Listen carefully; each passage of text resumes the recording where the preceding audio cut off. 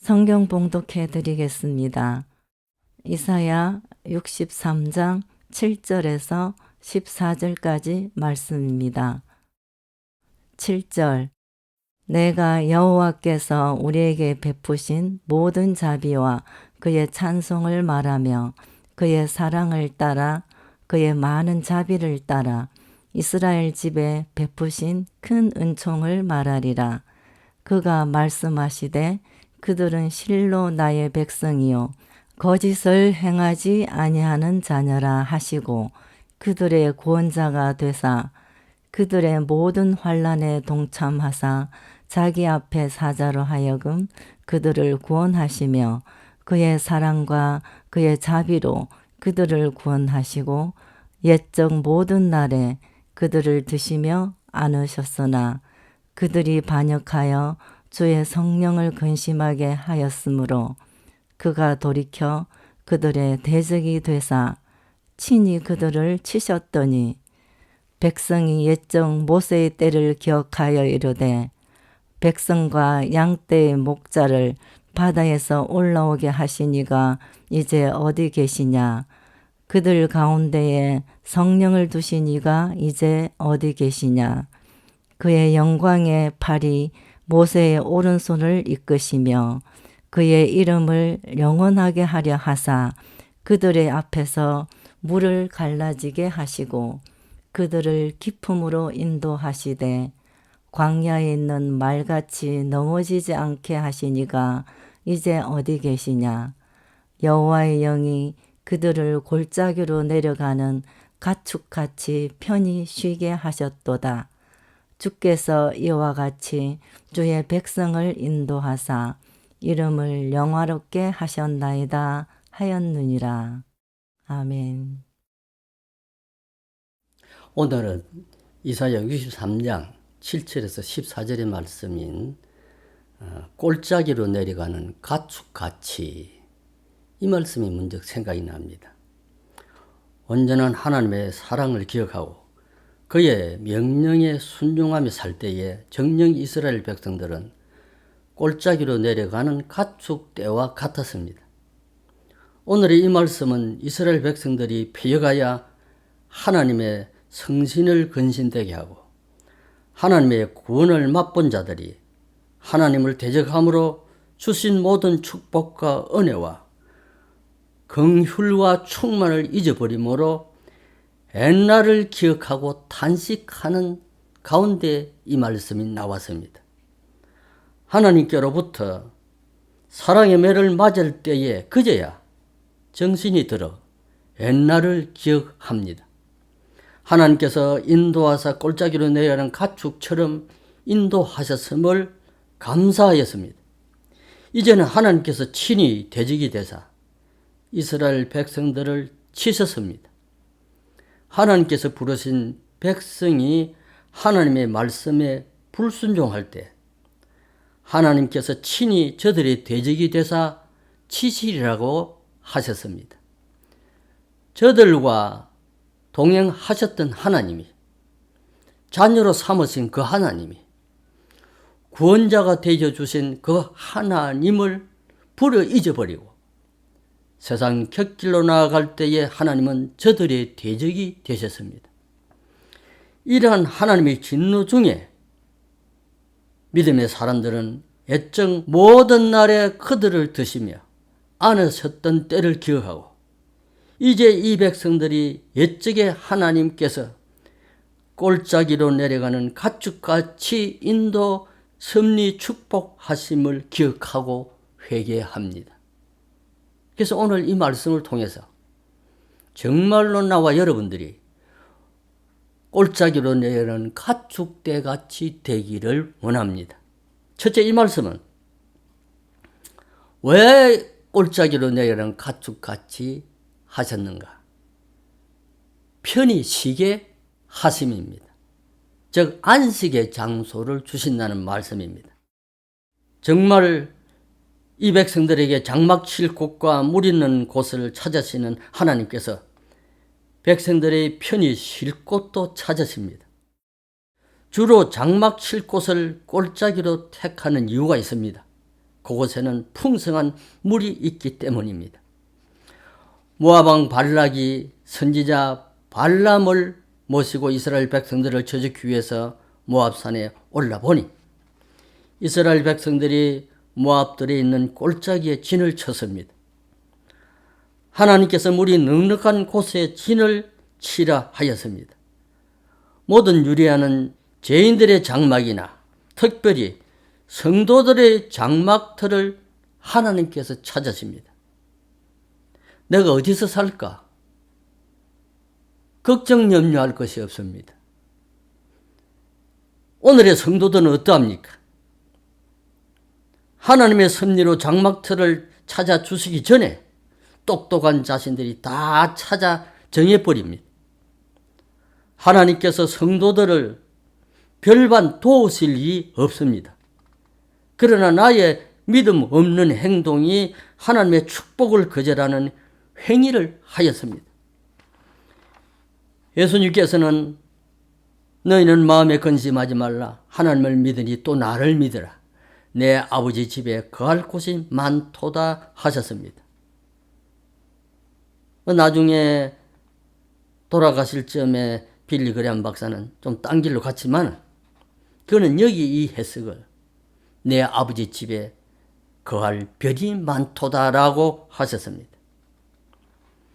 이곳은 영원히 안식하는 곳입니다. 골짜기에는 물이 있습니다. 푸른 초장이 있습니다. 여호와의 말씀에 순종하며 인도하심을 받기만 하면은 여호와는 나의 목자시니 내게 부족함이 없게 하여 주십니다. 우리는 하나님을 거스르지 말고 즐거움으로 순종하는 삶을 살기를 원합니다. 여호와는 나의 목자가 되사 내게 부족함이 없게 하여 주십니다. 이것은 약속입니다. 삼층전에 올라갔던 바울같이 가히 이르지 못할 말씀을 듣고 심히 위로를 받은 것처럼 골짜기는 하나님이 안식과 위로를 주는 축복의 장소입니다. 그 다음에 두 번째 이 말씀은 왜 하나님께서 이스라엘 백성들을 골짜기로 내려가는 가축대 같이 하셨는가? 축복을 하시기 위함입니다. 즉 축복의 장소입니다.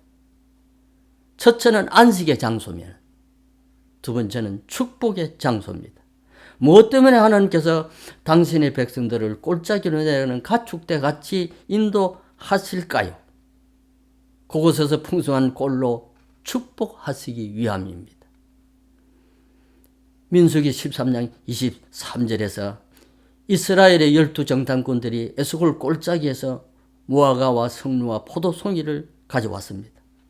성도 여러분, 우리들을 부르신 하나님은 우리들을 축복하시기 위함인 줄을 확실히 믿어야 됩니다. 이스라엘 정탐꾼들이 메고 왔던 포도송이는 얼마나 큰지 짝대기에 깨어서 두 사람이 어깨에 메고 왔습니다. 하나님께서 우리들을 축복의 골짜기로 인도해 주실 때 우리가 축복을 받습니다. 그럼 하나님은 왜 우리를 부르셨는가? 거되게 고생하며 환난 받고 질병 속에 살도록 우리를 부르신 것이 아니라 하나님은 우리를 축복하시기 위함입니다. 하나님께서 우리들을 축복의 골짜기로 인도해 주실 때에 그때만이 나와 여러분들이 축복을 받습니다. 시편 65편 13절에는 골짜기에는 곡식이 덮여 있었습니다. 그래서 시편 기자는 그것을 노래하였습니다. 인적이 드문 큰 산 깊은 골짜기를 한번 찾아가 보세요. 오늘의 말씀같이 그곳은 심히 풍성합니다. 축복의 장소임을 실감케 됩니다. 저는 고향 땅 그곳에 큰 절이 하나 있었는데 장춘사라는 절이 있었습니다. 백부님과 함께 이 무릉산을 찾아 올라갔다가 중학생 시절이었는데 하루는 성도들이 그곳에 모여서 용왕님께 복을 비는 그 장소, 그 바위를 타고 그냥 위로 올라갔습니다. 산꼭대기로 올라가는데 얼마나 놀랐는지 모릅니다. 깨묵이며 잘 익은 머루, 달에 이름 모를 열매들로 풍성한 것을 보고 지금도 그때의 일들이 기억 속에서 사라지지 아니합니다. 성도 여러분, 날마다 골짜기로 인도되는 가축대가 됩시다. 모든 물가에 씨를 뿌리고 소한 나귀를 그리로 모는 너희는 복이 있느니라. 이사야 32장 20절의 말씀입니다. 나는 오늘도 골짜기로 내려가는 가축같이 되기를 원합니다. 하나님의 축복을 받아 누리는 나와 내 가정, 내 자녀들이, 자손들이 되기를 원합니다. 그래서 오늘 세 번째 주신 말씀은 왜 골짜기로 내려는 가축같이 하셨는가? 찬송하게 하십니다. 즉 감사 찬송의 장소가 이 골짜기입니다. 안식을 얻고 축복을 받은 양떼가 이곳에서 그를 인도하신 하나님께 찬송으로 보답하는 장소입니다. 받은 축복에 대하여 감사함이 넘치는 곳에 찬송이 있습니다. 이스라엘 백성들이 모압의 넓은 골짜기에 진을 쳤습니다. 그곳은 파는 곳마다 물이 났습니다. 저들은 하늘의 하나님께 찬송으로 영광을 돌려드렸습니다. 유다 여호사밧 왕 때에 모압과 암몬 족속이 쳐들어왔을 때입니다. 하나님을 신뢰함으로 승리한 유다 백성들이 승리의 대가로 얻은 전리품이 힘이 많아 능히 가져갈 수가 없었습니다. 제4일에 저들은 버라가 골짜기에서 하나님을 송축하였습니다. 역대하 20장 25절과 26절의 말씀입니다. 또한 골짜기에는 백합화가 피어 있습니다. 은혜의 깊은 골짜기에는 찬송이 있습니다. 그러므로 하나님의 찬송을 맛본 사람의 가슴 속에는 찬송으로 가득합니다. 성도는 보답으로 하나님의 받은 은혜와 축복과 감사의 보답으로 하나님께 찬송을 돌려드립니다. 초장에는 양떼가 입혔고 골짜기에는 곡식이 덮였으며 저희가 다 즐거이 외치고 또 노래하나이다. 이사야 65장 13절의 말씀입니다. 우리들이 받은 바 하나님의 은혜를 바르게 깨달았을 때에 어찌 감사 찬송이 없으리요. 찬송은 성도들의 마땅히 할 바입니다. 우리들에게 절대로 돌아오지 않는 것 세 가지가 있는데 입에서 나온 말입니다. 시를 떠난 화살이라고 하였습니다. 잃어버린 기회라고 하였습니다. 하나 덧붙인다면 감사와 찬송할 기회를 잃어버리지 말아야 됩니다. 하나님이 왜 나를 부르셨는가? 하나님이 날 같은 죄인을 왜 인도해 주셨는가?